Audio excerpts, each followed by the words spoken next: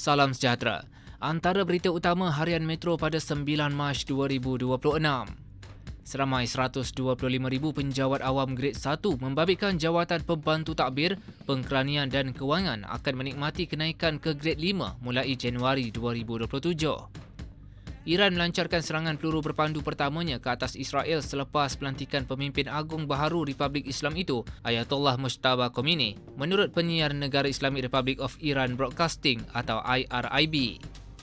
Kerajaan akan berusaha sedaya mungkin untuk mengekalkan harga RON 95 pada paras RM1.99 seliter supaya ia tidak membebankan rakyat, kata Perdana Menteri Datuk Seri Anwar Ibrahim. Mahkamah Tinggi Kuala Lumpur diperdengarkan dua rakaman video TikTok yang memaparkan suara dan visual didakwa milik bekas Perdana Menteri Tan Sri Muhyiddin Yassin pada hari pertama perbicaraan kes pengubahan wang haram dan salah guna kuasa yang dihadapinya. Polis menahan seorang lagi lelaki bagi membantu siasatan berhubung dakwaan insiden melakukan ancaman terhadap penceramah bebas Zamri Vinod. Bayi lelaki berusia 4 bulan yang ditempatkan di pusat jagaan kanak-kanak di dalam kawasan Hospital Seberang Jaya dilaporkan meninggal dunia hari ini.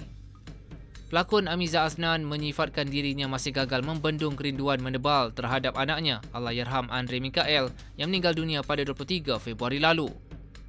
Pelakon dan pelawak veteran Satya kini dilaporkan berada dalam keadaan tidak sedarkan diri di zon kuning Hospital Ampang.